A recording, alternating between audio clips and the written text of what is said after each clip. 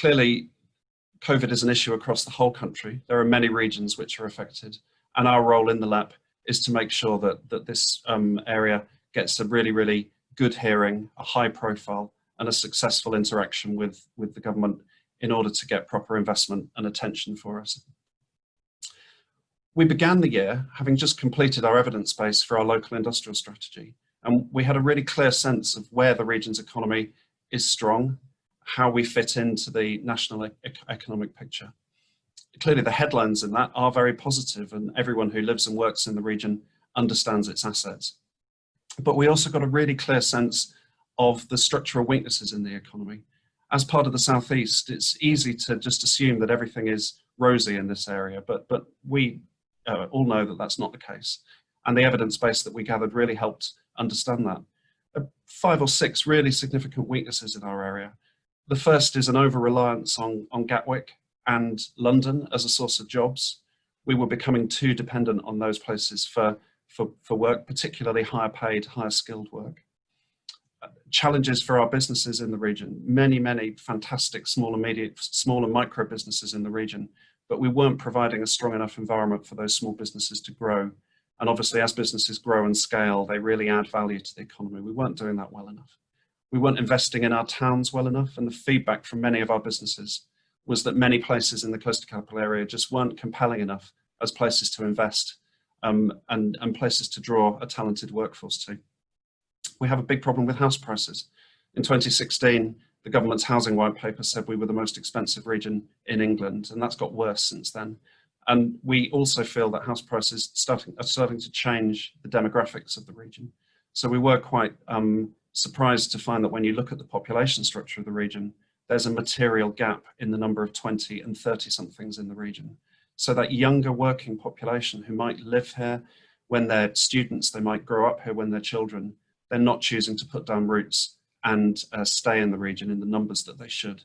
And we were really worried about the impact that would have on our competitiveness in the medium term. Similarly, a skills gap in some places, and I'll come on to skills later on in the presentation.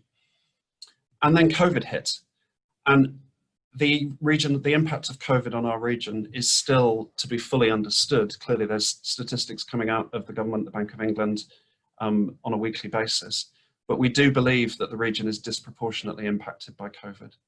We published on Friday a very significant piece of work prepared for us by Hatch, our consultants, which gives an updated evidence base on how COVID has affected the economy. And I commend that to everyone on the call. Hope you'll have a look at it and start to talk about some of the issues it uncovers.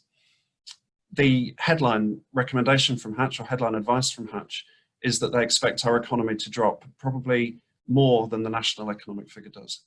12 to 10% drop this year is assuming there is no second national lockdown, and it's looking at the way that the Office of Budget Responsibility forecasts growth in the whole country and applying it to our region.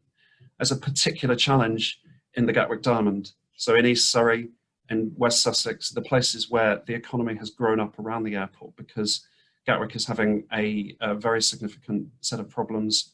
Growth at Gatwick is going to be significantly depressed for the next 5 years, and that is going to have a major impact on jobs, and we expect that to become even more clear as the furlough starts to unwind in the next few weeks. But you know, that's also felt in many other parts of the region, in the coastal communities, in the rest of West Sussex, and in Brighton Hove. During lockdown, there were some signs that that economy was starting to bounce back. The tourism sector had a very good summer. Amazingly, 1,500 businesses were created in the region during lockdown, so very significant sort of groundswell of entrepreneurialism where people are responding to challenges by creating their own businesses. And so it's not a completely bleak picture, but I don't want to leave you in any doubt that COVID is going to have a very significant impact on the region. We do have optimism that the region is well placed to recover. We do believe that our fundamental strengths, the size of our economy, the fact that we've grown above the national average for the last 10 years should put us in a very good position. But we need to think again about what the basis of our regional growth is going to be.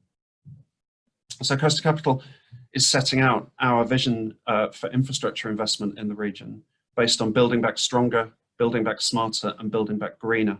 And I just want to share the headlines of that with you now, because this will be our narrative in our dialogue with government over the next few months. Turning first to the economy around the airports, we absolutely need to look at this whole area from Epsom and Leatherhead in the north down to Haywards Heath in the south. All of these towns, which no matter where they sit in terms of political geography, are all part of the same local economy, which is an economy that's performed extremely well for the last 20 or 30 years based on a growing Gatwick airport. Now that growth is going to be deferred, as I say, for quite a long period of time. So our vision is of rebooting this economy, broadening the range of employment that's there, and taking decisions and finding investment that will bring other high quality, high skill employers into the region, into Crawley, where there's going to be a very significant impact, and into all of the other towns as well. Our vision is that this should be seen on a national level as a commercial hub. The connectivity of this area is second to none outside London. You know, we have global connections through the airport. We have a brand new railway station at Gatwick Airport being built at the moment, and we have very significant transport links between all these towns. It creates a network of places with huge potential.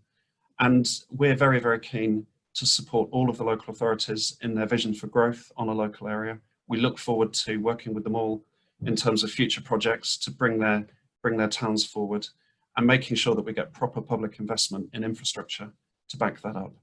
We also need to think about where there might be a case for public sector support to help private investment come forward, to make sure that we're bringing major businesses in from overseas and from other parts of the UK into this region. The second strand of our vision is to build back smarter. And this is best applied looking at the coastal economy. Whereas Gatwick provides the gateway for transport and investment in the region, it's Brighton and Hove and Chichester, where our universities are based, which provides a gateway to the region in terms of innovation.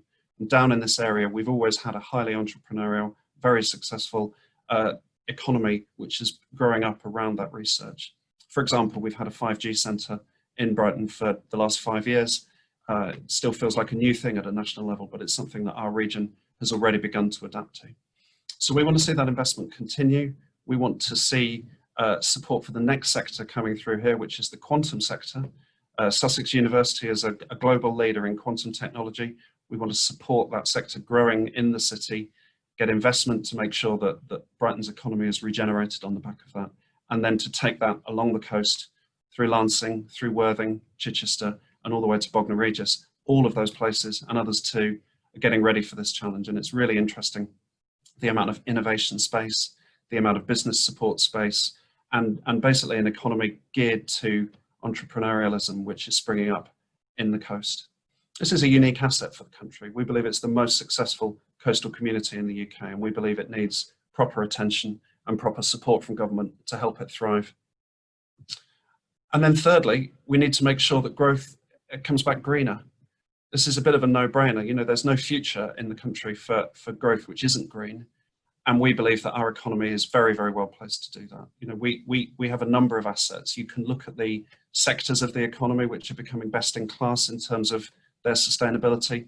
Many of them are in the transport sector, the buses, the airports, the railways, but many of them are in other sectors too. And there's some fantastic work being done in construction and in manufacturing about moving to a much more sustainable model.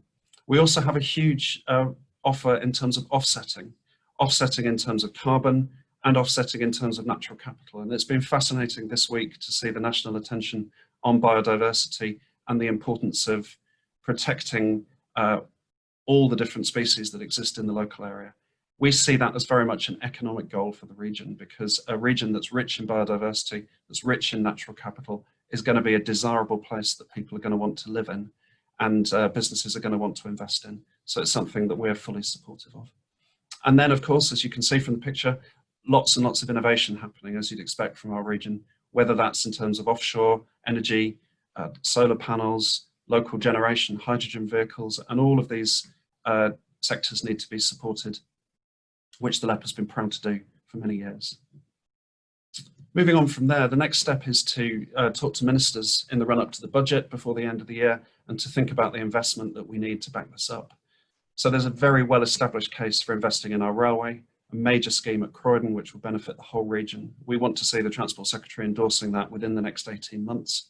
And by the way, the Croydon economy growing in parallel with ours is a story that we'll keep on telling, because Croydon remains a gateway between our region and central London, and something that will continue to develop in future.